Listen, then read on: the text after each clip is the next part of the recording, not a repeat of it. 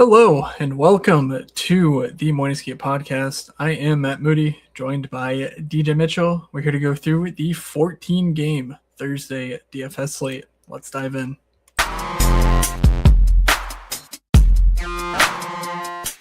You're saying they're looking like an idiot. Well, is that any different than normal? This is the first time I will admit was unbelievably wrong. All right, DJ. Before I throw it to you, we got to make sure Shams is in here.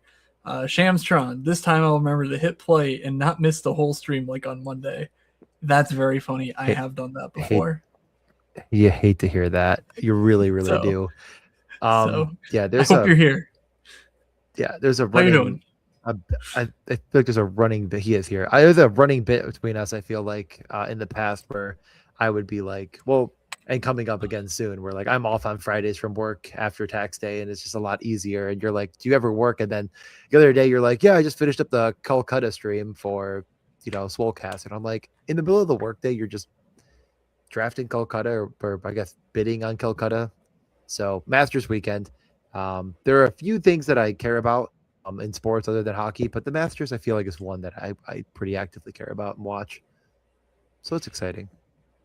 Yeah, it's I feel like I said the same thing last year, but it's the dumbest tournament, It's fucking the course is so stupid. Like you got all the old fucks there, like you got to hit it off the green and off the clown's nose and through the windmill to make it stay, otherwise it rolls 25 yards into the water. Like have fun. It's like okay, but last year Rory winning was an absolute scene. So very here for it. And I feel like I remember not that I wasn't mad, right? Like good for Rory, but like I was a little bit mad I didn't bet it. And then like watching everybody collectively rooting for him at once to win a bet was like, it'd be really funny if Rose won in the playoff, but Rose was like, I'm not going to be doing that. Thank you for coming out. But it's gonna be a good tournament. Always is. I am certain that I will lose money, but yeah, we're signed up. Let's go play. But before we get to the Masters, or I guess after round one of the Masters, we will get to the 14-game hockey slate, which does start at 6:45 p.m. Eastern with the classic John Tavares revenge game, which, I mean, is actually one that people care about. A lot of must-win games. It was, some loser go homes on Tuesday, and now it's like, again, loser go home, and some teams it's like, you're already home, so either you're going to need to rattle off some magic or stay home. Any initial thoughts or things to say before we get into the meat and potatoes here? I have absolutely no idea. I don't know anything that's going on in the league. It feels like despite watching every single, scoring opportunity with great abandon, I look through the sheet and it's like, oh, there's 74 things that are wrong. And there's 14 games and yeah, it's been a day. So I think we just get right into it. I'm not sure that I have anything intelligent to say off the bat here. So let's just pop we don't up. Have much intelligent to say for the whole podcast either. We do have one birthday. I'm not going to play the waiting game. It is Ryan Donato's birthday. Oh my God. Come on. So do what you he's do. So what you good. Will. I hate it here. Play him. I don't know. Yeah, I mean, I think there's 14 games. I think that I know that to be true. That means that it should spread out ownership, but there's a couple very obvious spots.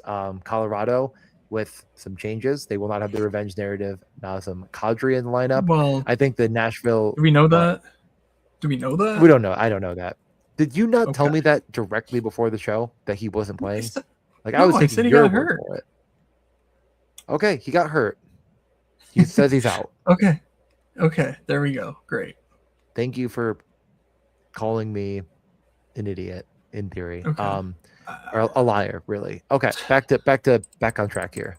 No more sidetracking me. I'll be sidetracking. Hey DJ, the Sabres scored. Again?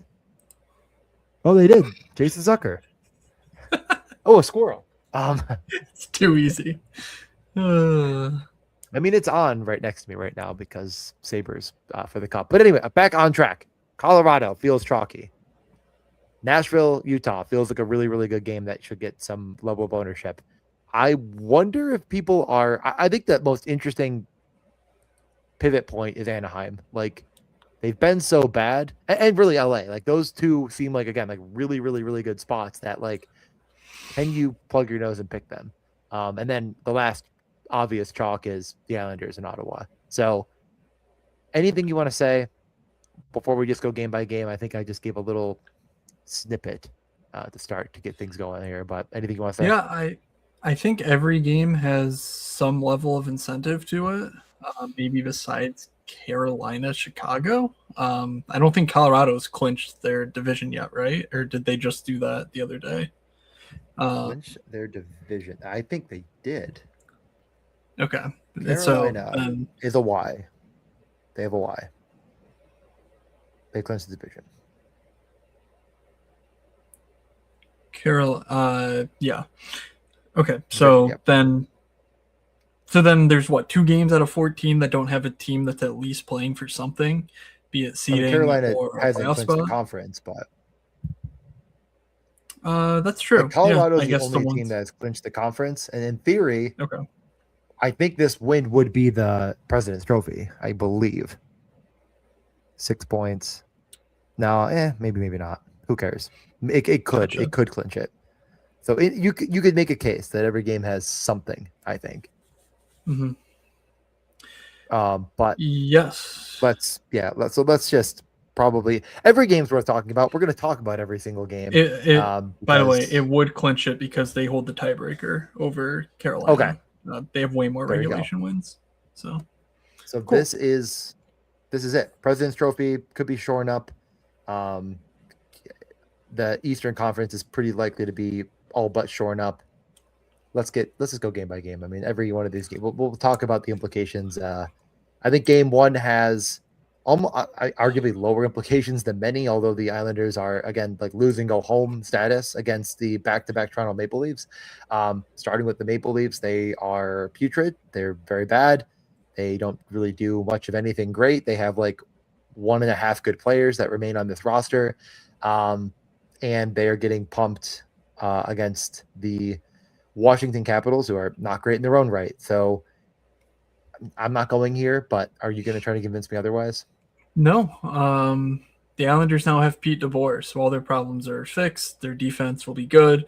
But in reality, they've had 3 days off. DeBoer is one of the best coaches in the league. Like, yeah, he's not going to institute an overhaul or anything, but you were looking at Ilya Sorokin and a well-rested team against a road back-to-back Toronto 14-game slate. Absolutely not. No, thank you. On the Islanders side, I did not look at lines. The scraper didn't grab it because there's been so many practices, I think, that they might not have posted lines today. These lines are obviously not correct, but I just want to pull those up. So in general, do you have any general thoughts on Pete DeBoer or the Islanders and DFS here? That's actually a really interesting question. I mean, there we go. I feel like Pete DeBoer and Patrick Waugh were probably going to play the best players a bit more than maybe other coaches might. Like, I don't think it's that impactful, but the lineup in general just doesn't make me excited. I think it's line 2 or nothing for me, but I don't feel really strongly about playing it. Shen, Barzal, and Richie. I feel like it's just like that's probably the line I would click on, but God, I don't think I'm doing it. And of course, Schaefer would be in that mix for sure, like without a doubt. But I think at the end of the day, I'm just fading this game. I don't really think the Islanders are very good. I don't think they're very interesting. They haven't been able to produce a lot of offense. It feels like they just slightly outperform their expected on offense, and they play fine defensively and have really, really, really good goaltending. So I'm probably just out, but I get the play for sure. And I think you're not wrong to even just play like Horvat, Barzal, Schaefer. Like I think that's just probably really the play. Yeah, I'm looking for power plays under the new coach as well. Because they definitely practiced them yesterday and today because D'Angelo was references quarterbacking the power play too, but I'm not seeing any listing of it. So Hold on, I'm almost done scrolling. Honestly, like Daily Faceoff probably has it. They probably do. So you can check. I will go there and see if they All right. have anything that seems. So I mean, Yeah, they had it's it as interesting. Richie, Horvat, Shen, Barzal, Schaefer, and then D'Angelo in now on 2 with Holmstrom, Emil Heineman, JGP, and Lee. Was Peugeot ever Yeah, on the power play too? Am I losing my mind? Maybe he was. yeah, he's been Yeah, there. I guess. Yeah. A All lot of right, options, I so guess. oh, that was like something's wrong here. Shabanov, maybe Shabanov gets power play time. I don't know. Whatever. I'm not seeing anything, so that's unfortunate.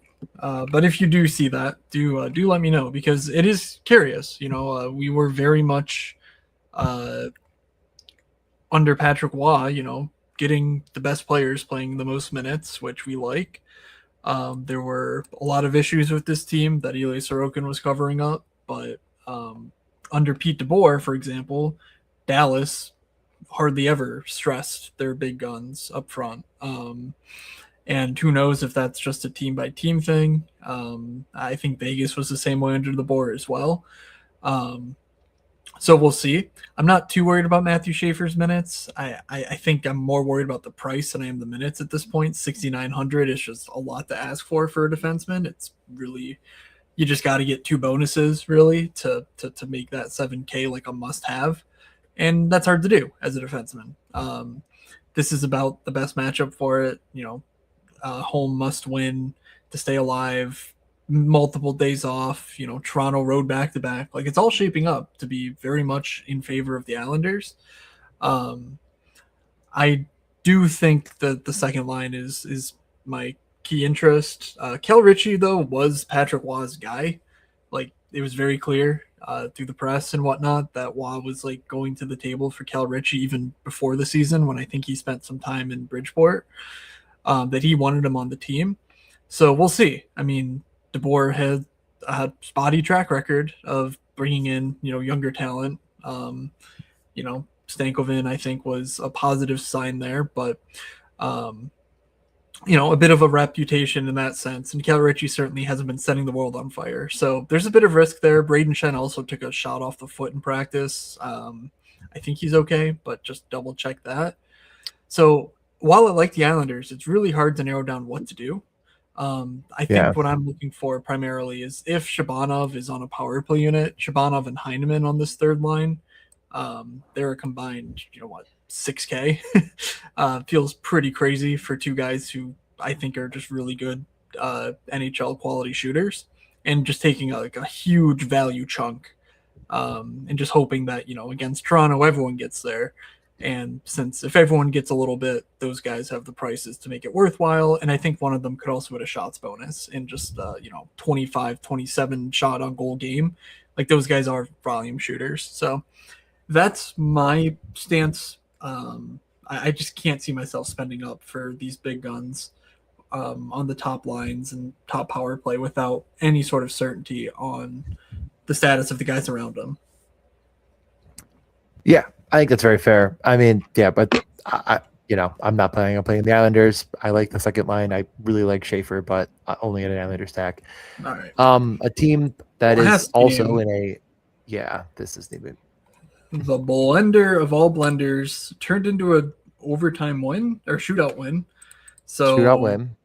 I think we're getting Fantilli, Marchenko, Sillinger because that's what they ran most of the time instead of Kent Johnson on the top line, which was what we thought was going to happen. I don't know. It's Fantilli tough. played 25 minutes. Marchenko played 25 minutes. Brensky played 33 minutes. Like, I don't think you need to overthink this one, dog. Like, if you're saying, you know what, Sabres don't have, I mean, they're picking up 3 to the Rangers already. It's not over yet. They're playing maybe a bit loose hockey, and it's an absolute must win. Lose or go home situation for Columbus. Like, they're going to play these guys 25 minutes again. Werenski's going to see over 30 minutes of ice time. Like, they went to a shootout. Maybe not quite that many minutes, but like, that's the style of hockey you're looking at here. So like, I just don't think you need to overthink it. Marchbank Coyle, like I'm not saying the 5-man against the Sabres. They are a competent NHL hockey team, obviously, but there's 5 guys to consider. We don't exactly know what the lineup's going to look like, but Kent Johnston played 9 minutes. Lundstrom played 7. Miles Wood played 8. Like, I also don't think you need to really, really galaxy brain is too hard. Like, pretty easy. Yep. The power play did not change from what it normally is, so at least that's something you could always fall back to. Because otherwise, let's see, they had both. Now they had both Matejchuk and Provorov there with no Severson. Okay, great. All right, there we go. Boone Jenner, get off the power play. Charlie Coyle, get on the top power play. And who scored the? I think Werenski scored the game winner in the shootout, right? Did Coyle do anything? I don't think Coyle did anything. I think he missed his attempt. But I remember watching the shootout thinking, oh, that'd be so funny if I slandered Charlie Coyle and he gave them the clutchest 1.5 DK points of the year. Because that guy, baby. This guy has been doing absolutely fuck all. Like you said, he's playing 22 minutes. Like he is being relied upon, and he is not producing whatsoever. So it's basically a black hole around him, I think. And Sillinger, Fantilli, Marchenko are also not doing much either. So the prices are coming down. My God, it's tough. 3,500 Boone Jenner is a fine play. Just if you're one-offing, like if you're looking for a one-off center at 3,500, I would. I mean, I think he's power play too as well, but whatever. Like I'm not saying it's a good play. I'm not saying I'm playing it. It was. He and Monahan split. I don't know what that is. Oh yeah, Monahan split. What I don't know. The hell happened there? I guess my point is I wouldn't really concern yourself too much. Like, you don't need to play Columbus either. I mean, you just don't even need to do it. Like, I think that's a good moral of the story. The Sabres are incentivized. Yeah. They're at home. Yes, they're on a back-to-back, but it's not quite the dire circumstances that Toronto's currently in. He's been producing a ton of offense. So and why who could have guessed that a Rick Bonus club would not be producing much offense?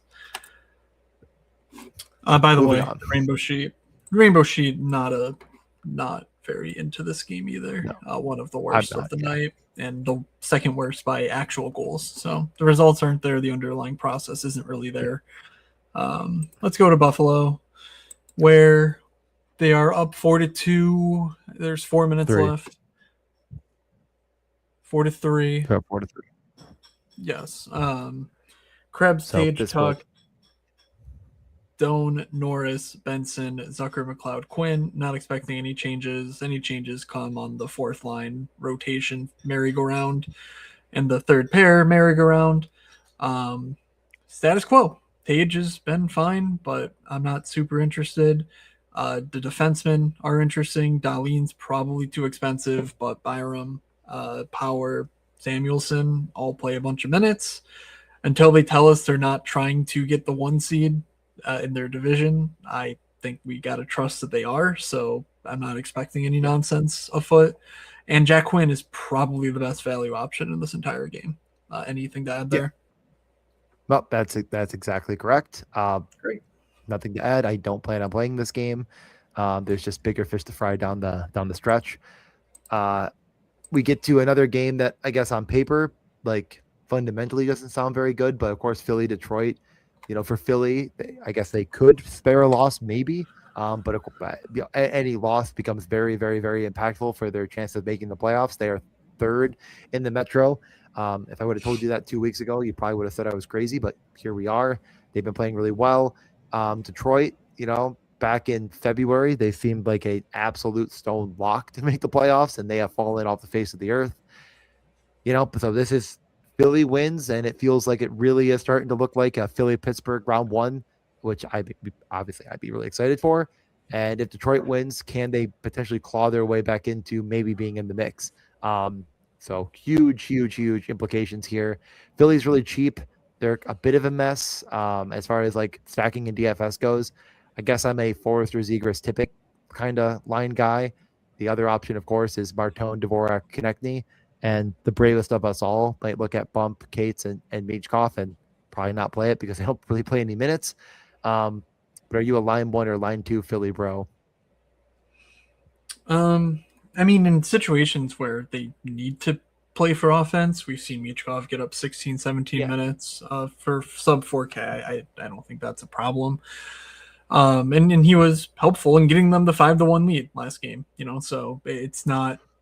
There's a little bit of I bristle a little bit at that, like, oh, they're not going to play, but it's like, yeah, if they need a goal, they're not playing Couturier, Barkey, Hathaway like they are if they're defending, and Couturier has been good over this last stretch defensively, so um, I'm a little like I'm still interested in this line because it's 9.5k. Like we're doing next to nothing and still reaching value if your top tier stack explodes. Uh, I want to say Tuesday's slate was a rather low scoring slate, um, and it just I don't know. It feels like there's a lot of concentrated production into like the very top players, and why not take some correlated clump of points to just sort of get access to those top end pieces? So I guess if you ask me to pick between 1 and 2, I'm making an argument for 3. But the Porter Martone price has gotten a bit high, 4,500. It's a 15k second line and a 15k basically top line.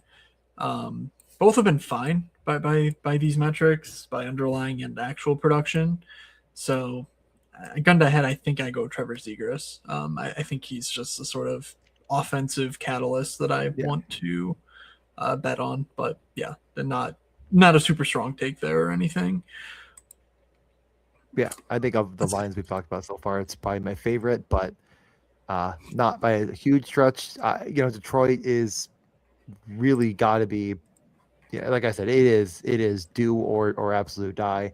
And it was do or die last time when they lost in a shootout. In that shootout game, Larkin played 23 minutes, Raymond played 21 minutes, fucking Comfort played 19 minutes for whatever fucking reason. DeBrincat played 18, Seider played 30. Like, again, huge concentration of minutes here on the Detroit side. Expect to see that again. I would be interested if it was, Raymond, DeBrincat, Larkin, Mo Seider, of course, being kind of the fourth man in there. He had 8 block shots in that game against Columbus, like clearly a blocks bonus type of guy. Edvinson as well could easily be the guy that goes for 5 or 6 blocks. So for the betting folks out there, you want to catapult those guys up a little bit. The Flyers have been shooting a bit more than normal, and Porter Martone and others are not afraid to fire the puck. But from a DFS perspective, I find it kind of hard to come together on a cohesive strategy. I think I'm Mo Seider for sure if I'm playing Detroit. It's probably Kane and DeBrincat, but Larkin's playing pretty well. Again, it feels a little bit sloppy. What are your thoughts? Are you going to this well? I scrolled back looking for lines in practice today, but didn't find anything. It was noted that Rasmussen is going to miss the rest of the season, as will Appleton, it sounds like. So these lines, I think they're going to need to call someone up, or there's a scratch I'm not thinking of who slots in here. But just further condenses minutes toward the top, just an upward funnel in must-win situation. By the way, in my scrolling, I saw the highlights of the shootout, and Charlie Coyle scored the goal in the shootout to extend it. So he didn't win it. Renski won it, but they needed a goal, and Coyle scored in the shootout. So, yes, I slandered Charlie Coyle, and he came up huge. Anyway, Justin Falk came back last game. He was instant offense. He scored twice. Not sure I had that on my bingo card, but there's going to be lots of minutes here between Edvinson, Seider, Chirot, Falk. It does feel like if you play Detroit, you're going all the way because when they need a goal, it's only these guys to play hockey. Now, last game, they were trying to defend a lead, so the minutes were slightly more spread out to the Comfers of the world. But when they are trailing, I think that you're more than fine playing Alex DeBrincat and building around him. But also, I would not mind mixing in a defenseman, even if it's not Mo Seider. Because Seider's good. I'm not sure 6,500 Mo Seider is really that interesting to me. But obviously, he has the sort of upside you're looking for that price tag. I'm just not sure how often he hits it against Philadelphia, who I tend to respect, though they played an absolute Gong Show here, what, a week and a half ago, I think. It was a Saturday Yeah. game, and there was like 8 or 9 goals between the teams. So, Yeah. empty nets galore, all that sort of stuff when the games really mean Yeah. something could Honestly, yeah. come into play Not here. not a bad idea to game stack here because the Flyers are pretty cheap. We did. I don't hate the idea of game stacking here. I really don't. But I I think an don't think I over love. I think an Yeah. overstack is better than a game stack, personally. Mm, Where it's like that's 5 or 6 guys from the team and just say, "Yep," yeah. because even if both teams do get there, you're just sort of saying like, "Yeah, like I'm setting up a situation where almost no matter what happens, I'm getting the points," and that gives Yep. you the outs for a 4-1 win that turns into a 6-1 win because Detroit's like, "What the fuck? Like we gotta score with 10 minutes left in a 3 goal deficit. Like I'm pulling the goalie." Like that shit that we see in the playoffs. I think this could come Yeah. into play. No, actually, that's a pretty good angle. I mean, I think I like the Detroit side more in that scenario because like the 5 man is just so obvious. So yeah, I like that. Mhm. It's doable. It's expensive, but there's All cheap right. options around it. On to the, in theory, what could be the game for the Atlantic. Of course, the Sabres winning makes it both of them kind of chasing behind the Sabres. Sabres, we already mentioned, play on Thursday. So whether they win or lose, but this game is dead tied for right now, second and third place in the Atlantic. Tampa Bay has not shown a lot of interest in winning the Atlantic. Montreal has shown a good bit more, although maybe not a ton against Florida, but enough to get the job done. Tampa is going to be keep an eye out no matter what. I got to imagine they're not going to be very owned. Like Kucherov is still very, very expensive. He hasn't really done it in. I mean, I guess he did have a 28.8 on the 2nd of April, so I can't say he hasn't done it at all, but hasn't done anything absolutely absurd other than that lately. Gensel and Point have kind of come up in price a bit, and Darren Radish continues to be one of the highest, price defensemen in general in DFS. So it's tough. Anything that you're initially thinking about or seeing here in Tampa that you are interested in, or it's kind of a tough matchup Um, for a team that it's hasn't really played up to their potential as a Yeah, little. it's gotta be news driven. Sorelli's missed the last 2 games now with injury. Not sure what his situation is. Seems like Pontus Holmberg's hurt. He missed last game, Yeah. though. Could that just have been the back to back causing it? I don't know. I haven't seen any updates though on any of their guys. They had a mandated day off today, so hopefully we get a morning skate and Yeah. that sort of helps define things. But we're looking for Brandon Hagel, for example. If he plays, that's one of the best DFS plays in the business. Coming back in, and then Anthony Cirelli, of course, helps their depth.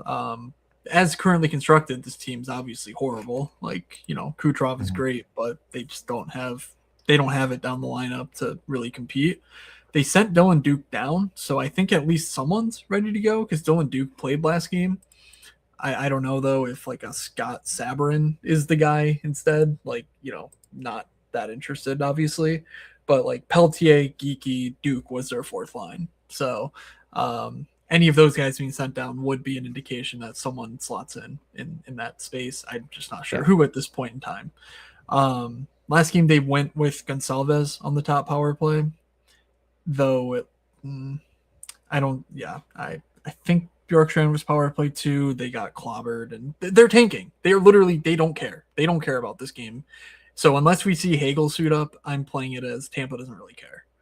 Yeah. And so Yeah. I think that's that's completely kind fair. of like Sorelli could play, and I might revisit that. But if Hagel plays, they definitely care. If not, they don't. That's sort of my Yeah. It's a guiding light at this point.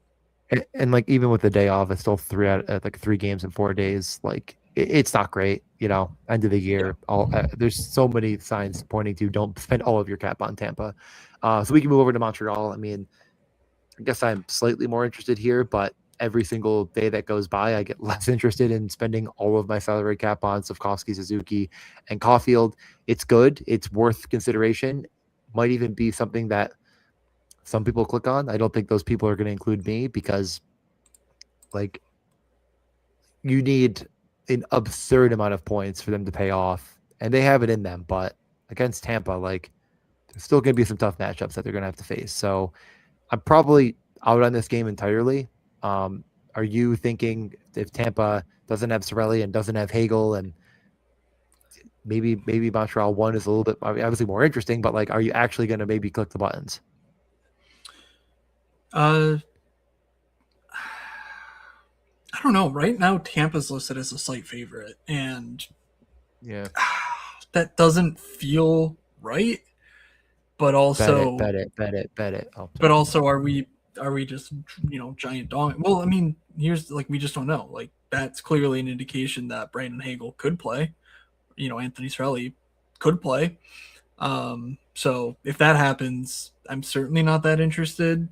But 22K for these guys has been a decent bet for most of the last month. But I don't think this is a spot to be like, oh, actually, they're going to absolutely smash here. Like, if anything, it feels like what happened last game is more the script that like you're hoping for, where it's like, yeah, they need to come back because they haven't been scoring, and it's like, well, they need a bunch of goals in order to to to pay off, and so I think you're a little too expensive for me here in what's not like a cupcake matchup when there's ample cupcake matchups on the slate.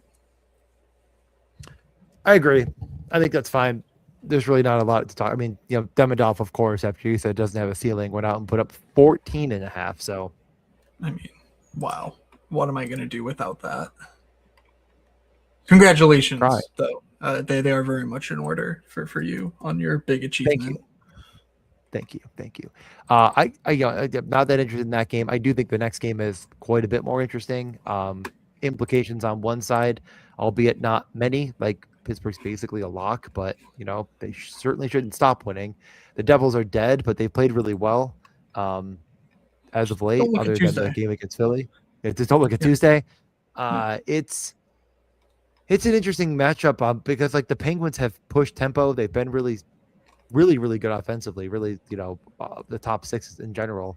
And the Devils, I mean, they frankly kind of stink. So I feel like the Penguins should be in play, but how would you play them? Let's see. So Novak, Raquel, Malkin, Chinikov, Crosby, Rust, Mantha, Kindle, Brazo is how they are lining up. Uh, Power play: Carlson, Malkin, Raquel, Rust, Sid. So no surprises there. The problem is it's a little expensive. Like the top line is 18.3K. I think I'm just going there because Chinikov at 4,700 is like the only source of value that we're getting that's like reliable, and he's just a certified alpha. I would love to see him on the power play. Who do we get rid of? I don't know. Like obviously Russ and Raquel are both good, and Gino and Sid are legends. So like it's impossible, but my God, has he been exceptional for them? So I'm I'm fairly interested in that top line. I do want to know, are they going to be 9% owned or are they going to be 2% owned? Because there's, again, lots of stuff here. I don't think New Jersey's a walkover by any respect. And when you're playing Pittsburgh, it's to get Eric Carlson exposure. And Eric Carlson is 6,200. So it's like, you're paying almost 25K for four players. Um, that that will hurt the budget. So it's high on my list, but it's not at the top of my list, I guess. And I am focused on the top line versus Raquel, Novak, Malkin. Yeah, I think that's fine. I think that's probably the line I'd look at too, but I wouldn't I do look fault you for for you for looking at Raquel validation. Malkin. Yeah, I have no problem with the top line. I have no. Raquel's been otherworldly, and 5,600 feels like a good price as well. But I don't know. I'd go top line. I like the second line just fine. And Eric Carlson can certainly make the mix, but 6,200, we're really skating away from those 4K prices we like so much. Hey, So there's a saying about hockey where you skate need where to the puck is skate to where going. the puck's going, Yeah. not where it has been. Well, I'd like So it to go back to where it once was personally, but that it will not. yes. So The the so the Devils. No, finish your sentence. DJ dropping that life advice to us here on the Morning Skate podcast. The Devils. Don't think they'll change anything. They have been playing well. They got railroaded by the Flyers, but hey, it happens to everyone these days, I guess, because I don't know. I guess that's just what the Flyers are now. Um, Timo, Heischer, Mercer, Bratt, Hughes, Brown. Who cares about the rest? Luke Hughes Yep. on the top unit, 4,100 versus Dougie, not top unit, 4,900. Could see a flippening there. Didn't happen last game. So if it was going to happen, I would have expected it then. Jack Hughes has been otherworldly. He has 9,000 DK dollars with 20 expected fantasy points per game and 20 actual DK points per game. Doesn't include bonuses over the last 10. So you include the many bonuses he's had, and he is literally a walking 25, which does feel pretty crazy for Yeah. just 9K. So thoughts But here? but well, he is a walking 25 unless if me and you play him like on Tuesday. Then all of a sudden he becomes a walking 10. Um, Yeah. yeah, he's a great play. It's a great game stack. It's a bit expensive, of course, if you play Pittsburgh one, but you get the unique off value. You're just leaving Eric Carlson out of the mix, and I think you're going to Jack Hughes, to be honest. Um, it's a little bit ugly, but like if you look at what they did last game at home, Luke and Jack were glued to each other. I think that would continue because what the fuck else are they going to do? They might as well play these two together. So yeah, I think you play Luke and Jack, and you play the Penguins, and it could be a really fun stack. I don't know if it's like my top, making my top stacks of the night. I don't know if it's going to be what I build, but I think it is a build that is really interesting. So um, I'm intrigued. Yeah, Hughes one off would be what I do. Again, I think I said that on Tuesday as well. I don't trust Brett or Brown as far as I can throw him. And I think the Hughes 3-point game, 5 shots, is just so much more powerful than whatever Brett brings you with, like, most of the time. It's a 2 shots, 2 assists type game. So that's my take. But I also played Luke Hughes last slate because I'm a driveling donkey. And so obviously that didn't work because I don't know. I ran out of time. Thought I saw through the vortex, and turns out I did not. But I also didn't swap off the nuts either, so it is what it is. It is what it Florida is. heads into Ottawa. I missed the Brady Kachuk hanging out in the Florida Panther room of Matthew Kachuk's house for the podcast, but apparently that was the thing that people were talking about. So that's fun. What's not fun is the Florida Panthers on the ice. Fortunately, I think Matthew's going to play. He was out last game because his wife was having a kid. I don't know that we saw anything today, though, but, I would assume this is also a family reunion of some sort. So, sneeze. The main thing is that if he plays, they have a usable line. If not, they're so banged up defensively that it doesn't matter. Like, Kulikov is now out. Like, at some point, they were tanking, and now it's just kind of sad. It's like, oh, well, so, what are you going to do? Like, yeah, these guys break their fingers. They can't play hockey. Like, yeah, Sam Reinhart's probably okay, but, like, it just doesn't matter. Erod, Kulikov, and Ekblad, by the way, all broke their fingers. Or sorry, did I say? I think I said Kulikov. I don't know. Whatever. All three of those guys now done for the year, broken fingers during the tank. So shout out to Florida, but no thank you. Looking out for Florida 1 at or Florida 2 technically at 19K. I don't know, whatever you call it, without Barkov these days, but they're all good and they've been productive. But not a good matchup. So you're doing it just for the leverage and for the Matthew's still an awesome player and can elevate anyone in a game where obviously he personally cares if he plays. So any thoughts here? Definitely not playing Florida. Again, Okay. boy, we're coming down to the last podcast of the year, and I once again get the chance to say I'm not stacking against Ottawa. Shocking. Oh Ottawa's boy. been unbelievable. They are holding on to that last playoff spot for dear life, and I think they could continue onward. I do think they could be somewhat chalky. I mean, Florida has given up many a touchdown as of late as they roll out AJ Greer as a top line player. I guess I have to mention at 2,600, he's like actually shooting a lot. Um, I'm not saying to play AJ Greer. I don't want to seriously make these accusations, but like he's yeah. Let's move on. All right. I've noted AJ Greer lock of the night. Ottawa. What was it? Hens and AJ Greer stack that no one's thinking of. Yeah, Yes. Ottawa. It doesn't take a rocket scientist to once again say that Jake Sanderson's probably a touch too cheap. He's come up a couple $100. He was their highest individual expected goals player against Tampa, right? The defenseman who scored twice and should have scored twice as he was incredibly impactful. He is one of the best defensemen in the world. He should be 62, 63, 6,400, maybe not like, insane value, but a good value nevertheless, like very owned play, I'm sure, as they have very few defensemen that can play other than him. Only really one with a ton of offensive chops, although I think Yakimachuk might be returning if he's even going to make the lineup at this point, but he might over like whoever the heck Cameron Crotty is. Point being, there's a concentration of minutes, an incredibly important game, and a very obvious Brady Cousins Sanderson situation to once again consider. It's what I played on Tuesday. That worked. Everything else failed miserably. And I do think it will be one of the highest owned three mans of the night. Is there another way you'd play Yeah. Ottawa to get away from some of that ownership? Shabbat was in a contact jersey today, so keep an eye He's out. close. They sent Yeah. Yakimchuk to the AHL, so like that's Okay. like he's not playing. Whether it's Crotty or Dennis Gilbert or Thomas Shabbat is to be determined, but that's just something to look out for. Um, I I don't really have anything creative to say here. I mean, the pricing on Ottawa is just out of control. Like, I don't know why Brady's now 7K. Like, okay. 15K for his line with Ridley Gregg on it.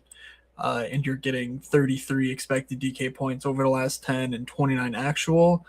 I have a feeling that the ownership's going to run away based on the past couple games for Ottawa. And this feels like the absolute, the peak of the smash and grab mentality that I sort of have when it comes to a lot of things, but primarily, this Ottawa team, because I don't think they're a offensive juggernaut by any stretch. And if the field is confident in that, I know I can spend 15K on other stacks that I like. So I'm just being very, very skeptical on Ottawa, but that could be for naught because the 14 game slate and ownership might not matter. But this is a spot where I feel like it could matter with all the narratives, all the motivation pointing in their direction, and the recent production finally getting there to boot. All right. Winnipeg, St. Louis. This game almost feels like a skip, except technically both these teams are still in the mix, especially if Edmonton takes care of business tonight over San Jose. Then you're just talking about beating Nashville and LA for that final spot. So um, yeah, and technically, I guess Anaheim has fallen to the point where LA could catch them, and you pass Anaheim, but that feels unlikely. In any case, these two teams do care for now because last gasp kind of deal. Connor Scheifele, I follow Perfetti, Lowry, Velarde. Pretty boring. Connor Scheifele are the only two guys in play here. Any argument? Zero argument. I feel like this isn't really even a great matchup for the top line, but they're going to see a bazillion minutes. Winnipeg. I mean, lose or go home is an understatement. Like they're like I said, basically already home, and are either of these teams going to show signs of life to try to come back out of their house again? Both will play their top lines a million minutes. Holloway, Thomas, and Snuggerud are playing 23 minutes a night ish.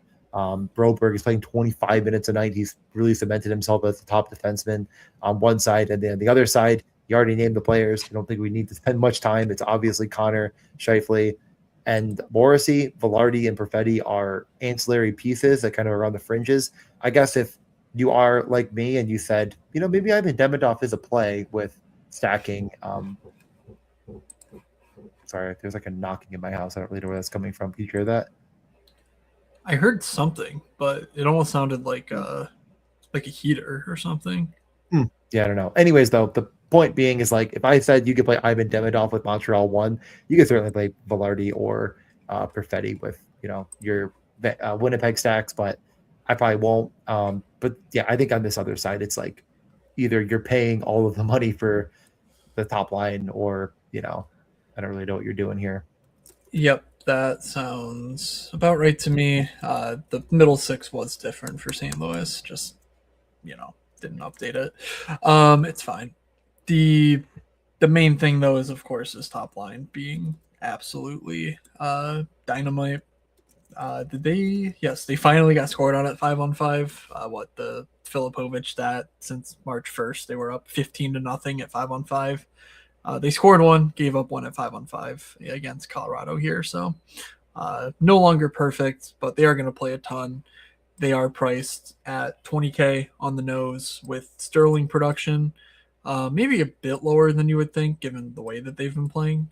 38 actual DK points on 33 expected. So it doesn't really matter. People aren't coming to this game anyway. So if you like it, go for it. But I think we yeah, forgot to mention that Jonathan Taves with power play one. Did you say that for Winnipeg? no, I did not. That is Yeah, they true. scored two power play goals. Yep. Not that Jonathan Taves is anything world beating, but at 2,700, you could probably do worse. That top power play never actually scored three goals. Yeah, scored three power play goals. My bad, Seattle. Woof. But point really being there is that power play is actually good with Velarde, Taves, Morrissey, Shifley, and Connor, and it does remove Cole Perfetti from more consideration, just as a only 5-on-5 guy. But I guess all of this really to say this game kind of sucks. And there's really only two lines that are at all worth talking about. But I guess at least this adds a very big punt to your Connor Shifley. Like I would just rather play Taves over Iafallo. Call me crazy. Yeah, that's true. If you like playing teams with a 2.8 team total, here's the game for you. Yeah. Let's get to Carolina at Chicago. Something Seth weird Jarvis happened has with come down Carolina. like 1,200. Yeah, something weird happened last game. Someone got They changed their hurt. defense. Someone got hurt though in the game, I think. Oh, But yes, that is true. They also did that. okay. Well, they played Boston and they scored 6 goals. Yeah. And nobody played 0 minutes. Blake played 20. That's odd. Yikes. Blake, Stankoven, Hall, Ehlers, Aho, Jarvis, Stahl, Dude, Svechnikov, Martinuk.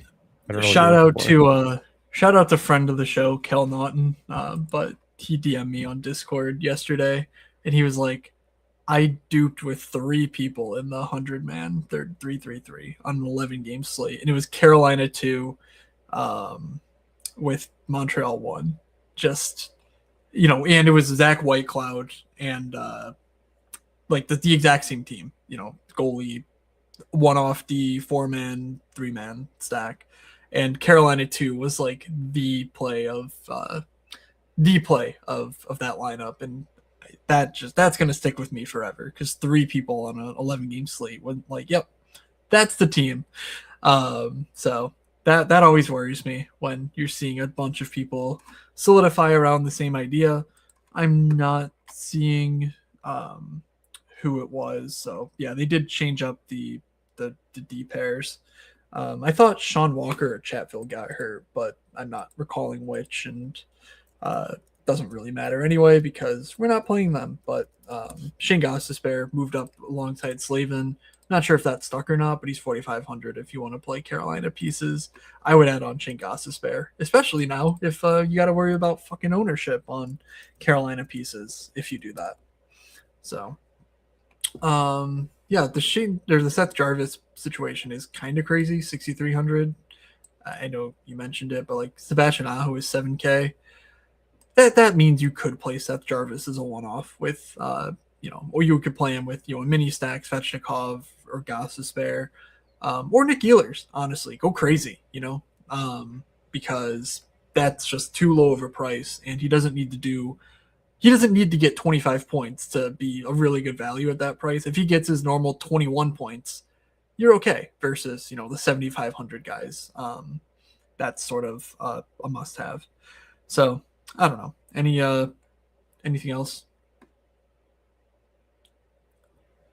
I don't know. My mic just muted randomly, but yeah, they made a bunch of call ups today. Like, keep an eye on their lineup in general. Like, they really don't have much to play for.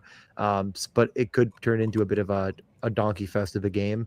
I'd keep an eye on that. just to see. I think the sports books would probably be a bit more ahead of the curve because I believe they're like massively monster favorites. Maybe it's just a preemptive measure that they're calling some of these players up for like extra roster spots and potentially some very last minute games. So I doubt it's yet that we see that, but just something to keep in the back of your mind if you're considering Carolina, which I think is fair. Like They it's an incredibly good spot. Yeah, they oh no, never mind. I was like, oh, they play back to back, but no, there's just no NHL games on Friday. So they play Thursday and Saturday on the road on a Western road trip. I So know. that I could be. thought I looked at the slates and I was like, oh crap, we have a huge Friday slate. Shit. And I was like, wait, hold on. There's no Friday games.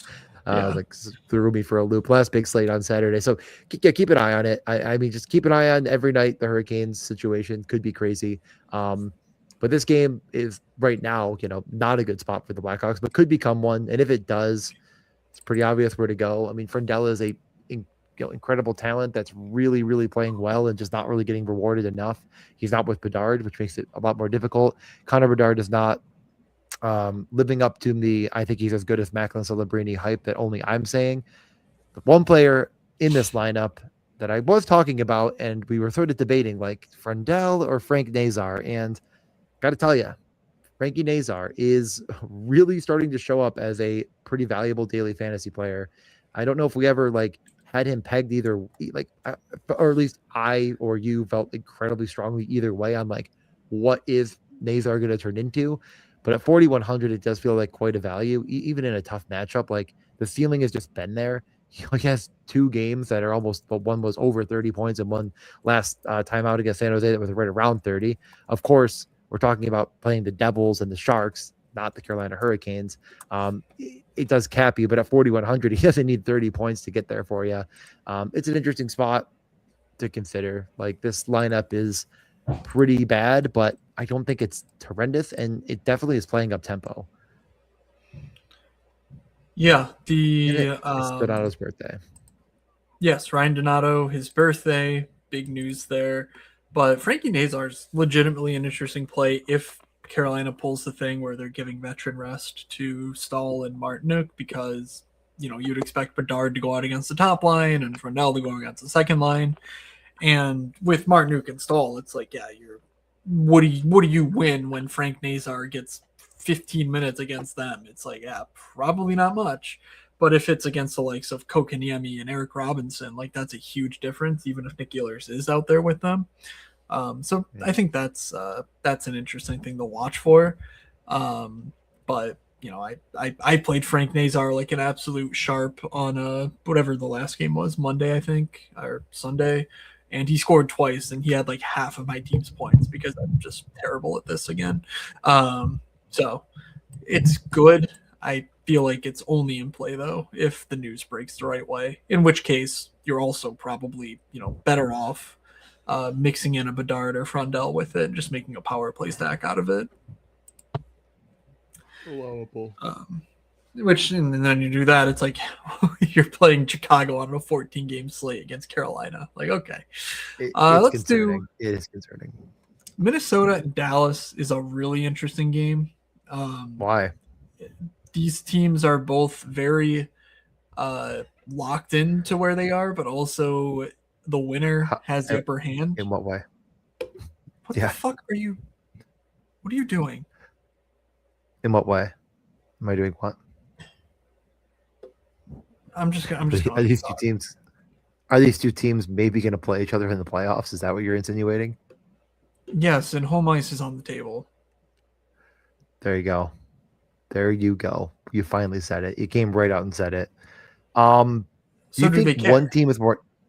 Yeah, that's the question. I was like, does one team care more than the other? And I feel like the answer is probably not. But it is. You're about to see these guys for at least 4 games straight coming up very shortly and probably longer. So there's probably something to that. I don't know if it's enough to get me over the finish line of playing this incredibly expensive team.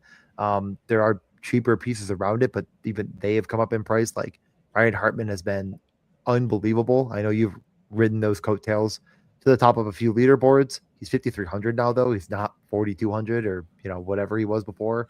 So it's getting pricey. That top line will really run you.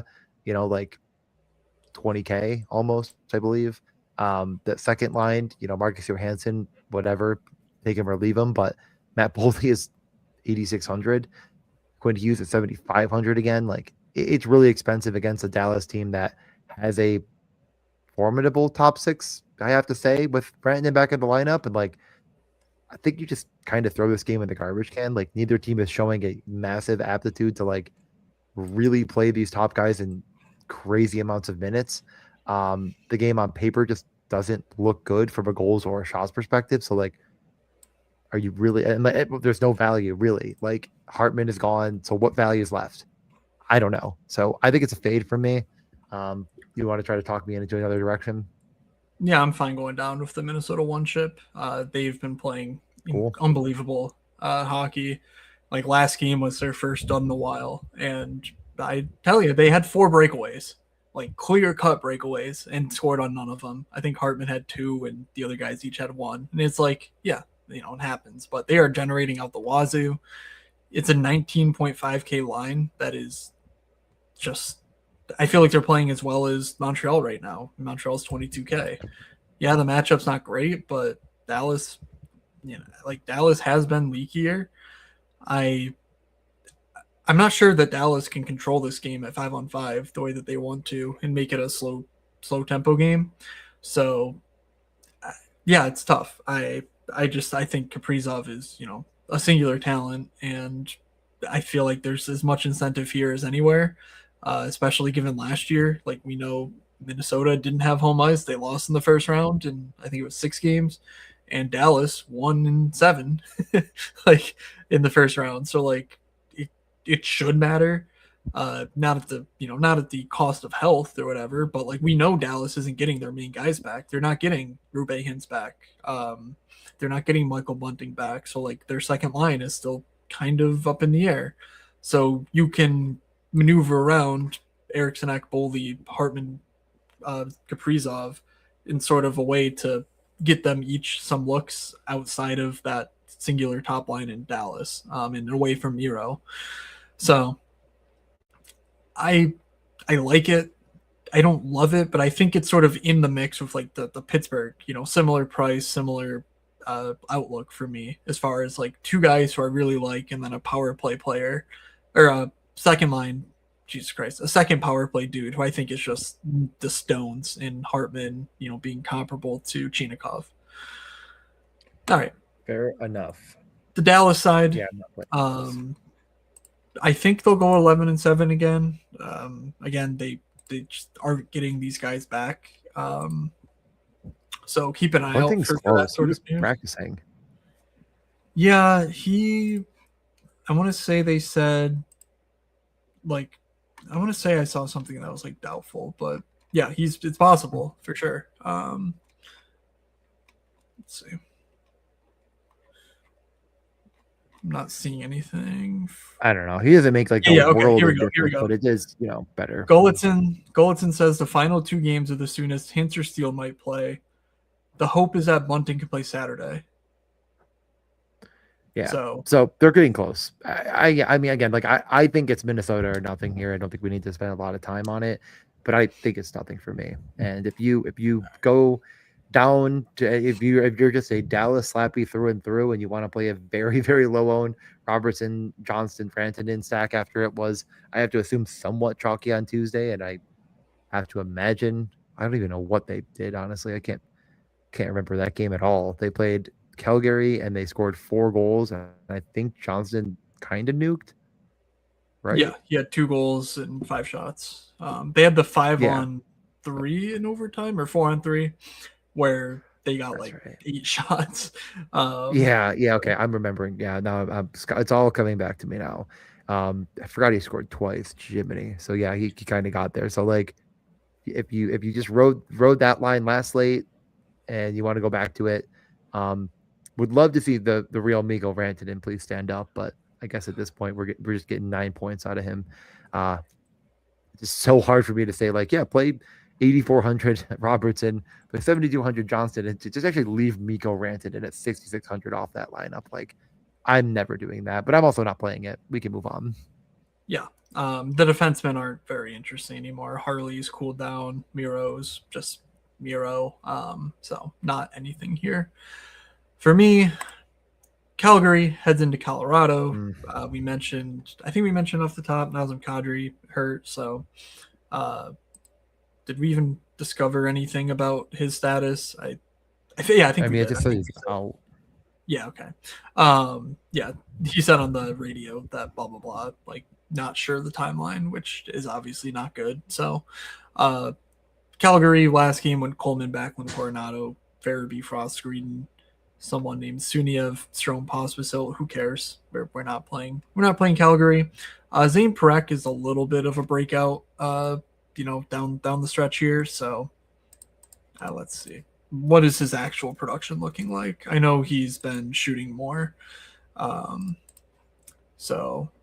Okay. His last 5 games, he has 17.8, 1.3, 3, 1.3, and 15.6. So not the best in the world. So let's just cancel that idea. We're not playing Calgary against Colorado on a 14-game slate on the road. Capiche? You might have muted yourself. Colorado side. My hands are here, and I have to go here to mute it. I have no idea how that's happening. Yeah, absolutely not playing the Flames. What's up, Tim? Never was going to do that. Never in a million years. Let's talk. No Kadri. What does it mean? Well, it means Gabriel Landeskog. It's on the top power play, and you might be thinking to yourself, did they wisen up and put Sam Malinsky back on the top unit? No, doesn't seem like that's going to happen either. It's Devin Taves season at 4,800. Did people click on that last late? I know McKinnon was only 5% owned though, so it's not like people were getting to Colorado either. Yeah, no. So yeah, I mean, this is a ginormous team total. Nathan McKinnon is not over 10K. That's going for him. Marty Nachos has been incredible. Made him the cover boy, of course. I think you could just play McKinnon Nachos if you wanted to. I don't think you have to. But they are going for the President's Trophy. They want to get the job done. I'm pretty sure they just scored 8 goals against the Flames like 2 games ago. So there's reasons to believe this could go well for them. Do you think it's going to be? It's got to be kind of chalky, right? Yeah, they're at home. It's going to be a 4-team total. Like, yeah, if Nathan McKinnon plays, like he's only got one setting. Like it's not like he's going to take it easy out there. So I agree. I think it's going to. Yeah, I like Nachos a lot. They've restructured their power play to get him the good looks that McKinnon was wasting earlier. I wonder if that fails more without Kadri. Like, I still don't believe that Kadri was what unlocked the power play. But maybe it was. I'm interested to see if that sort of reverts back to the one of the worst power plays in the league, like they were for the first 60 games of the year. But since they sort of like literally, you look at their power play with and without Kadri, which is very easy to do on HockeyViz, for example. You just look at McKinnon, Nachos, Makar, Nelson, and Lehkonen or Landeskog. You just sort of do the math. Well, actually, it's easier to do the math with McKinnon, Nachos, Kadri, and then you see that Nachos is at like 26% of the shots, and then Nachos and McKinnon is like 21% of the shots for Nachos. So then you do the algebra, you can figure out that basically they're getting like 8% more shot share to Marty Nachos, and all of a sudden their power play is electric. Maybe Nazem Kadri's causing that, but I don't think so. So I like Nachos straight up over McKinnon, honestly. And so for 2K difference, like I'm fine playing Nachos as a one-off. I'd be much more interested though if we got Sam Malinsky to stack with it on the power play. I still might play Malinsky anyway though. Like this Calgary team loves to generate fantasy points for everyone by blocks and shots allowed and whatnot. So it's interesting. Want to make a public apology because I said they scored 7 goals last time out against the Flames on March 30th. It was 9. Wow, you actually said 8, but it's okay. I said 7 or 8. Yeah. So 7 left my mouth, and that's just the disrespect. I That's think tough. McKinnon only had one, but I obviously it's a good spot. Like it's not getting by anybody. Great spot. Lots of reasons to consider it. I probably it depends how much of a coward I am if I play that or not. And I'm not feeling very cowardice right now, so we'll see what tomorrow brings. That'll Um, change. a spot that I am more interested in is Nashville and Utah. I don't think it's going to be as owned. There's high potential for Nashville playing their top players as much as possible, as most of their guys suck. Um, they win this game, and it's very likely they make the playoffs. They lose this game, well, LA has Vancouver, so not a shoe in LA wins with the way they're playing, but feels like that could really turn the tides against them. So huge game against Utah. The pace looks good. Utah just hasn't been putting the clamps on anybody quite as well as they once were. Like I'm not saying it's all Barrett Hayton. It just feels like we kind of talked about it. Like this team just doesn't feel as cohesive defensively without him. That game against Edmonton ended up going for 11 goals.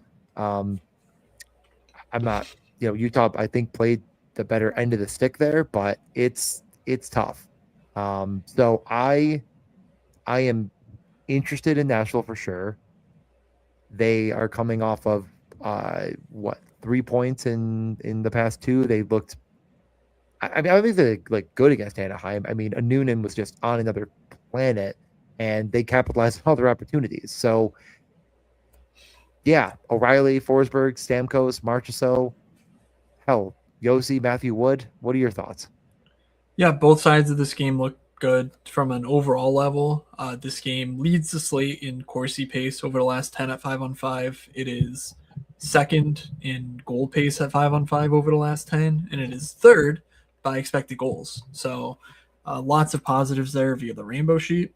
I think you gave the context there around the injuries that Utah's dealing with up front that really sort of sealed the deal. Philip Forsberg, if he goes off sub 4% owned, is one of the top plays of the night. He's been just awesome night in, night out. Like you mentioned, all the incentive, all the usage is flowing through to him. And he has cheap line mates to make him work if you want to use them. And Matthew Wood at 2,800 and Marchessault at 4,300. And they're both about appropriately priced for their recent production. So it's not like you're, taking a huge leap of faith by stacking that line. I think Stamkos O'Reilly are very interesting. They sort of come together more as a package deal. And last game when they were winning, they moved Tyson Jost up to that line. I'm not really sure why, but so Evangelista started there, but didn't really stick there the whole game. Which my guess is for defensive reasons. But yeah, if this game turns into a bit of a track meet, I think I want Forsberg over the O'Reilly side personally. I agree. I agree with what you just For said. for Utah, you can see the impacts of their injuries here. Now, keep an eye out because we did get Mackenzie Weegar returning last game relatively unannounced. I'm not. I don't think it was like obvious that he was going to play. John Marino also played, right? I'm not making it up that I saw him on the ice. Yeah, yeah, he was out there. It was Right. Sergachev, Uyghur, Schmidt, Marino, Dersey, Ian Cole, and then D. Yep, Simone played 3 minutes. that's right. They went 11-7. Yep. So that's obviously a good thing for the forwards, but just keep an eye out because I don't know if one of McBain or Hayton comes back, it does just help this game play to a lower total, in my opinion. But Cooley, Gunther have been great. Keller Schmaltz have been beyond great. So they also get cheap line mates in Lawson Krause 3,600 and Kylie Yamamoto at 2,600. Yamamoto sucks, so never play him. But Lawson Krause you could certainly play in a 16K line that is producing 36 expected DK points and 39 actual. Like really awesome stuff from them lately. And Keller's making me look like a fool for saying that he's a bit of a bum. But hey, that's the moods. That's a moods bump right there. I think they're what? They're 88. Yeah, I mean it's over. They're not clinched. This is basically going to clinch them. Not exactly, but it basically clinches Utah playoff berth for obviously the first time in their short history. So that would be very cool. I do not think that they're phoning it in, and 11-7 makes things more interesting. I could easily be talked into either line here. I'm a bit of a Bill and Gunther slappy. Please tell me if you've heard that before. So I feel like I include him, but I have no problem playing Gunther, Keller, Schmaltz, or Keller with Cooley and whatever. Like I could play it all. So no problem. Let me ask you one question before we move on. Like, do you think that Uyghur being back is a better situation for Sergachev? I mean, he played 26 minutes either way. Like, do you think it just helps make that pairing like the clear cut top pairing, and like now you don't have to really overthink like anything here? Like, does it open Okay. his game up at all? I mean, I don't know. Any thoughts? you can look at his stats. I'm not going to do that on the show Yeah. here, but you go to Natural Stat Trick, you go Yeah. to Mikhail Sergachev's page, you click on teammates, and then you just see how he pairs with the different defensemen there. I would Hmm. guess it's beneficial because he was playing with the likes of Ian Hmm. Cole and Oli Mata for most of the year. Like it wasn't Dursey because Dursey missed a huge chunk of the opening part of the year. Um, so you Yeah. know If you're it's playing probably Sergachev good. as well, like that pairing was very glued to Keller, Kraus, and Schmaltz, of course. 11-7, they're going to see a little bit more of everybody, but I would assume that would hold. Like, if you're playing that full line and you have the room, I'd get Sergachev in there. 3 games left and 3 really good spots. San Jose will be on a back-to-back. They're tied 1-1 with Edmonton as we speak. This is the lineup. I believe, yeah, pretty much exactly. Yeah, I think it's exactly as it was. Yep, no, you have it exactly right. Graf on that top line with Celebrini and Will Smith, Eklund, Wemberg, and Sherwood on the we're never going to shoot the puck line. And then the fun but doesn't play line with Toffoli, Misa, and Igor Chernyshov. So probably top line or bust. Anaheim has been, I think, obviously, I think they've been analytically a little bit better than their performance, but that will happen when you're never scoring and never leading in a game. Doesn't help your cause very much. On a back to back against Anaheim, though, when they are conceivably going to get a little bit healthier, but I mean, they're kind of quite the mess right now. We're not going to get Cutter back in the mix. I feel like there was someone maybe returning to their lineup, and I'm not picturing who it is right now. But No, are for you? Toronto, I think Was it for Toronto? I I think don't it was think he was Toronto. I think hurt. you're I right. mean, this is what they had in Yeah, practice. Ignore the power plays. So I think all these guys were in last night. yeah, might be right. I'm not that interested in the San Jose side. I guess all things considered, like it's Celebrini or bust, and they are going for it more than anybody. But Anaheim, as we mentioned, is like kind of got to turn it back on again. They turned it off and can't be turned off this soon. And I just don't think that like the way they're playing is indicative of huge fantasy output on the other side, as much as they're just like they're unable to play teams to a draw when they can't score at all. Um, I don't know. I just don't think there's a metric ton of upside here on the San Jose side, and like so much of the points are captured by 9600 Macklin Celebrini that I don't think you need to get crazy here. But like you throw in Will Smith if you want. But are you considering it or not really? No, I would rather play McKinnon for 9800, and I I'm agree. guessing the field agrees, but we'll see. On the Anaheim side, Kreider, Carlson, Terry was how they practiced today. Killorn, Granlund, Seneca, Vetrano, McTavish, VL, and then Washi or Paling, Ian Moore playing forward because fun hockey team. Olin Zellweger's a scratch for Tyson Hines. The DJ hype train has left Go. the station. So, but Yeah. Olin Zellweger, absolute dynamite person as well as player. Um, where is it? He said that's the new top line 51, 91, 19 because he filled in for Kreider and tongue in cheek, but just you know taking it on the chin from old Coach Q, but still being an absolute delight. So yeah, Anaheim, not great. I don't want to play them. Just Yeah, I think that's fine. I think again, like I think the bravest among us will consider them, back to back San Jose with very bad depth. Like I'm oh, never I get afraid it. of Wenberg. Yeah. Yeah, I think the bravest among us will consider them, but I think that's me that will consider them. But I feel like you have to play John Carlson at 6,100, and man, I don't want to do that. I just don't think I'm going to find that. Like the ability to click John Carlson over Jake Sanderson just doesn't exist in my brain, and I don't think I'm finding the cap for both of them. So it's really tough scenes.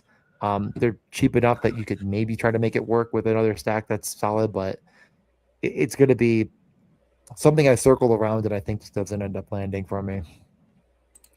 All right, Vegas and Seattle. I think you called this a good spot, so have at it. Um, I do not want to touch a single piece in this game. that's allowed. I think it's. I don't know. You're right. What are we really doing? Like, are here? we going to pretend that Vegas is going to score goals? Like, we're just going to do this until the end of time? Like, we did it on Tuesday, and they didn't. We did. Like, I just don't know. I don't know. I didn't play them.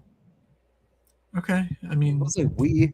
The field thought so. You bet on Pavel Dorofeyev, and they were 20% owned in DFS. Like, I. That's what I'm saying. I'm saying the field definitely thought it. I slightly thought it. Yeah, it feels like there's no way. I mean, this is something that happens. Like teams have crazy expected goals, and they eventually they become real at some point. It feels like this is another spot where it could happen with a dead Seattle team, but I also don't really love stacking against Seattle because they're just boring. They're not bad. They're boring. So I'm not going to go here, but I think it's an interesting spot. Like it's not that expensive. And Eichel, Dorofeyev, Marner, Stone, they're good players. They do good things. I don't know. Yeah, when Mitch Marner's leading your team in shot attempts by a country mile, maybe you're going to have trouble scoring goals. I would just like to lay that one out for the jury to consider. Okay. It's, by the way, Howden, Eichel, Dorofeyev, Barbashev, Marner, Stone. I think we saw Eichel, Marner, Stone a lot last game, so keep an eye out there if we do get official lines. But they struggle to score against Vancouver, and sorry. Yeah. Okay. We can move on to another spot that I'm sure we're not going to play. Seattle, like the 7,800 whole power play line of Catton, Stevenson, and Kako. You playing? I mean, if you really want to play McKinnon, Celebrini, Nachos, and some other defenseman who's super expensive, by all means, knock yourself out. Chandler Stevenson, we know he plays minutes. If this line sticks, we know this line's going to play 17 minutes at least. It's so stupid, but at some point, you just need to make salary work, and the correlation here at least makes sense. I think Catton is going to be a dude. Maybe not a not fantasy excellent himself, but someone here might have the shoot. And if on accident it's you, I could see that winning a GPP because of what allows you to enter. But otherwise, yeah, you're not playing actual priced Seattle Kraken on this slate. I in my life, I've never looked at a lineup and been like, I really don't know what they're going for at all. Like the top line, of course, whatever you're gonna do, McMahon, Beniers, Everly, but what is the point of Kako and Catton with Chandler Stevenson? Is that your shutdown mind? Or I just have no it just feels like they're out of ideas. Just play Fisker Bogart. I don't just play other guys. The season's over. I mean complete phase. There's really no sense in talking about it, but you made the point. Do we get fired front office guy bump from the Kraken? Well, we didn't get it from the Devils, so we're no. We're 1 for 2 there this year. I am actually. Did the Leafs get it? Did the Leafs get it in that game right after? I'm trying to. They beat Anaheim, right? I think it was right before the Anaheim game that they won. Yeah, it was right before that Anaheim game. So they did get it. Actually, we're 2 for 3 on the season. There we go. All right, there we go. I am personally fading Seattle, and some are calling me bold for that. All right, we are 80 minutes into this podcast. DJ, spend the next hour telling me how you fix the Seattle Kraken as their next general manager. burn it, win the lottery, like find a talented player that will actually come to your team. Like I don't know. All right, one more It's game. certainly not Lane Lambert and this iteration of the lineup. Vancouver at I already forgot. LA. I mean, I'm not playing Vancouver, but can you talk me into them? No, no, thank you. Unless there's an overtime merchant here I'm not familiar with because they are guaranteed to score in overtime because the LA Yep. Kings are playing. Let's just get to the LA side. You cover Perfect. boy Artemi Panarin. Tell me, why do you love pain? Didn't they read Quentin Byfield news? I don't know. I, Why the can't you stupid know bot everything? the stupid bot didn't pick up anything, and I was busy. I What had to is do my that? taxes today I after thought I work. read something about him. Maybe I'm misremembering because it doesn't say he's out or anything. Okay. Um. Yeah. No. I mean, Panarin is in one of the highest implied team total games, and he is probably the most useful fantasy player in the game that is being played. So I put him in the cover boy. Sue me. I don't know why you make such a big deal out of stuff. Like I just put a couple of guys in the highest implied team total and totals on the cover. Yeah, I mean, I'm considering LA. This is the second to last Anze Kopitar home game. Keep that in mind for the narrative bros out there. Kempe, other than the last game where he did absolutely fucking nothing, has actually been really good as of late. So, sure, I might look at that top line. Might look at that second line. They're playing Vancouver. Vancouver sucks. And you know what else I might look at? And you're going to tell me, why would you play him? But I might look at Brant Clark. 5,400. I think he's worth 5,400. Like I at love playing least Brant Vancouver Clark. showing a pulse offensively. Maybe he'll block 4 shots. Maybe he'll score a goal. Yeah, Maybe he's the only guy making Vancouver's it. going to get 16 shot attempts, and Brant Clark somehow going to eat 5 of them. Like I don't know. It's just. I think it's terrible. Like Vancouver, they suck, but I don't think LA's dictating anything. By the way, Byfield missed practice due to maintenance, so he's fine. But that's maybe what you saw. That's what it was. Okay, yeah. I was like, what did I If read? you I read something. if you want to play this second line, you're talking 14.2K for Yeah. 34 expected DK points and 30 actual. The actual is only about 2x above, but the expecteds are, 2.5x. Like they are doing the right things. I'm Yeah. just not sure that there's enough raw I talent here for a 14K line. That's probably going to be 6-7% owned. Like just trying to think through how people get to McKinnon. Like you know I feel what? like this line is You know going to be what? up there. Fuck you. Yeah. LA2 is one of my top stacks of the night. That's so All correct. right. Give me LA. I think LA2 is absolutely making my mix. All right. They are All they are playing so many minutes too. Like there's just no depth on this team at all, and they're trying to make it happen. It just I isn't mean, happening. wow, that is offensive to Scott Lawton. Yeah, wasn't it Lawton and Armia? Whatever. Who really cares? I don't know. Like you're asking the wrong guy. He I'm not even scored. sure Matthew Joseph is in the NHL. Like I just It you was can't get definitely me to care. Armia. Okay, I won't. I will not. I'm telling you right now, LA2 is a legitimately very good play for that price. I did not realize just how cheap they were until you said it. And I'm like, wait, what the fuck? They're playing really, really well in a million minutes and like shooting a million. Like LaFerriere in the best 5 games has 9.2 shot attempts per game.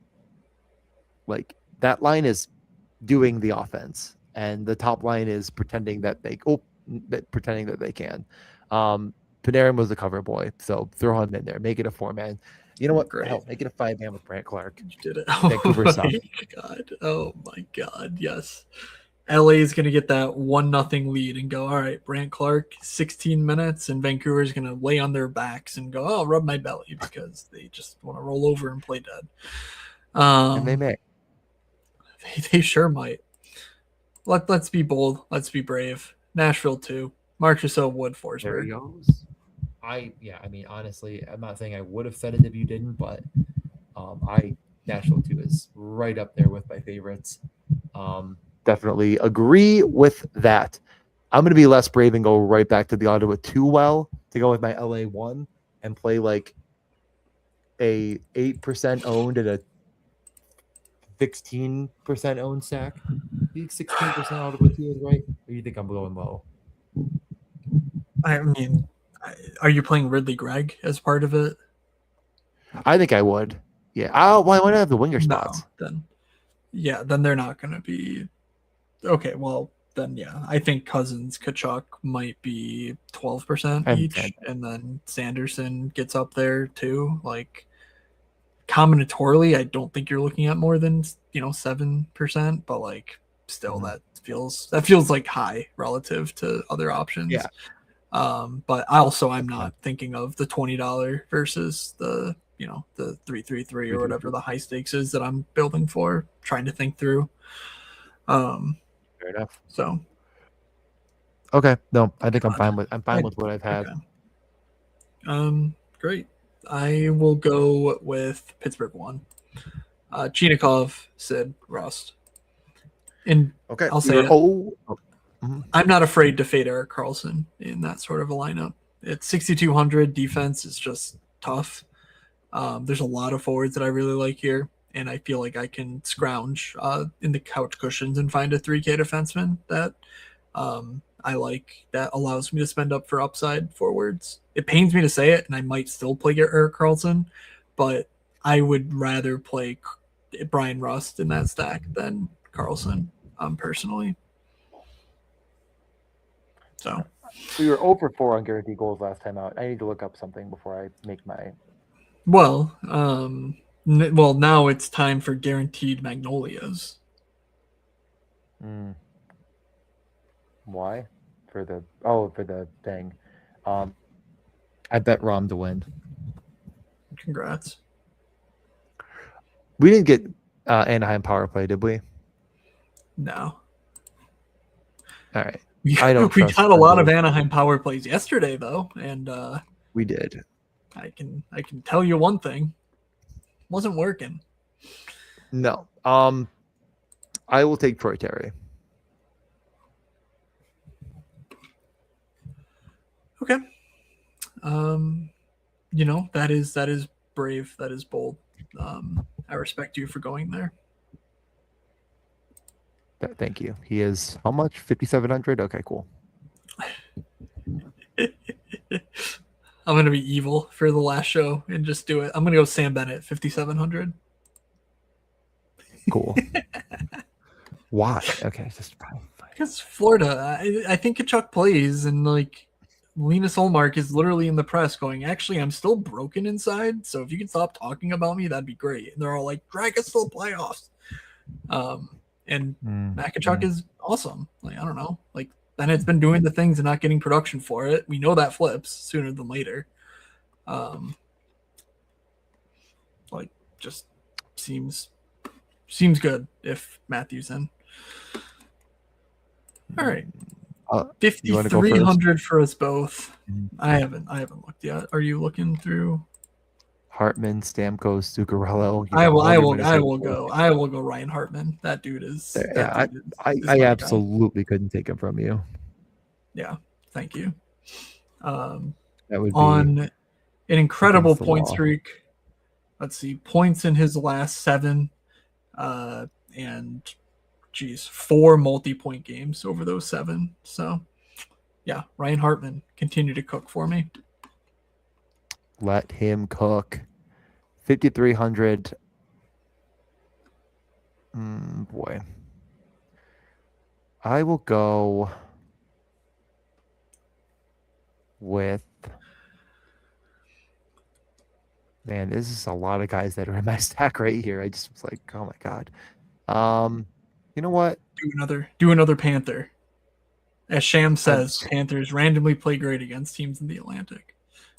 I completely refuse to do that. I'm almost thinking about Landeskog top power play, but he's not in the top 6 at all, is he? It's Right? fine. No, I he mean, he wasn't. will be. He'll mix in. Ross Colton's not Yeah. locking down the spot. No, you're probably right. I'm just really scrolling down and seeing. You know what? Yeah, you know what? No, if I go Frank Nazar, then I have to like predecess that by saying like there's news that needs to break. So give me Jack Quinn. Okay. Terry Quinn, Bennett Hartman. Yikes. God, Troy Terry and Jack Quinn those two guys are two peas in a pod right there. I gotta say. Yeah, I really found the two guys that are the same and said, what if DJ power held play up a one? mirror to his first pick and was like, "Oh, that guy." All right, let's get out of here. Yeah. If you missed it, I should have led the show with this, but I did post my Zamboni manifesto update yesterday, so that's on my newsletter, moods.bm.com. I tweeted it, added you in the Discord with it. So if you missed it, that's on you. But do go check out that contest. Last year it overlaid pretty heavily.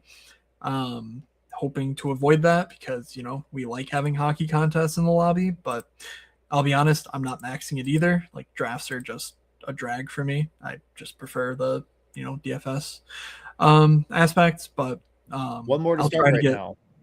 Okay, well, I need to get some shit done. Otherwise, but I'll be in the lobby next week. But next week, like I mentioned last show, I am out. So I'm guessing just no show. But, if DJ does stuff, that's fine. There might be a time late in the night where, like, I'm just in a hotel after golfing and, want to stream Zambonis or whatever so we can talk. But I'm not prepping for a show or whatever for a DFS slate in the last week of the season. So that'll do it for us. We'll be back for the playoffs in your pod feed. Anything else you want to say? No, not really. Probably also won't be doing anything, but we'll see. The slates aren't even that big. Like, we'll talk Saturday, but I think that could be a potential. Were you out this Saturday? I may not have much time, but I'll be around Saturday. Yeah. So we'll see. Saturday is the last big slate, and then it's like all like 6 gamers, 8 gamers. Like, maybe there's something in the mix. I'll see what I can do, but like I'm not gonna hold myself to it too much. See you in the Zamboni lobbies, and go Sabres.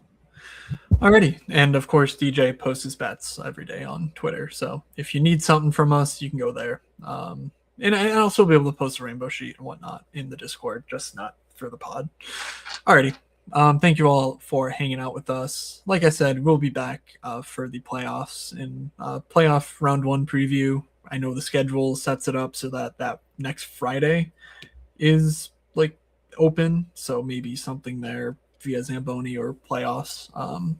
We can discuss though if we're available or not. And Saturday afternoon, early afternoon is also an open window. So there's a chance you hear from us. And if not, enjoy the early days of the playoffs. That's the best time of year. The weather's getting warmer and the best hockey is yet to come. Thank you all for listening. From Doug, from DJ, from myself. Hope you win the Masters, Millie, and we will see ya.